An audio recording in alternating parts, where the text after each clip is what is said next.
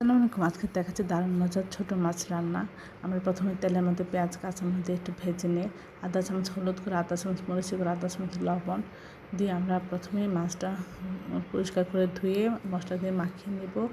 তারপরে তেলের মধ্যে মাছটা একটু দিয়ে জাস্ট কয়েক সেকেন্ড একটু ভাজার মতো করে আমরা দিয়ে দিচ্ছি আধা চামচ লবণ, আধা চামচ হলুদ গুঁড়া, 1 চামচ মরিচ গুঁড়া, আধা চামচ ধনিয়া গুঁড়া, আধা চামচ জিরা গুঁড়া, সব কিছু দিয়ে আমরা মাছটা কিছুক্ষণ একটু কষিয়ে নিব। কষানো হয়ে গেলে আমরা পরিমাণ মতো পানি দিব, দিয়ে আমরা এটা জাল করে নেব। যখন জাল করে এটা পানিটা কমে আসবে, শুকিয়ে যাবে, তখন সব কিছু ঠিকঠাক থাকলে আমরা নামিয়ে পরিবেশন করব। এভাবে এই মাছটা রান্না করলে অসাধারণ লাগে খেতে। আশা করি এই রেসিপিটা আপনার বাসায় একবার হলেও ট্রাই করবেন। নামানোর আগে আমরা এর মধ্যে দিয়ে দিব আধা চামচ শুকনো ভাজা জিরার গুঁড়া, তাহলে এর একটা সুন্দর ফ্লেভার আসে। আশা করি এইভাবে চেষ্টা করবেন, তাহলে এর স্বাদ অসাধারণ লাগবে। সবাই আমার চ্যানেলটি লাইক এবং শেয়ার দেবেন, সাবস্ক্রাইব করবেন এবং প্রিয়জনকে বেশি বেশি করে শেয়ার দেবেন। আমার চ্যানেলে সব রকম রান্নার রেসিপি রয়েছে, আশা করি দেখবেন।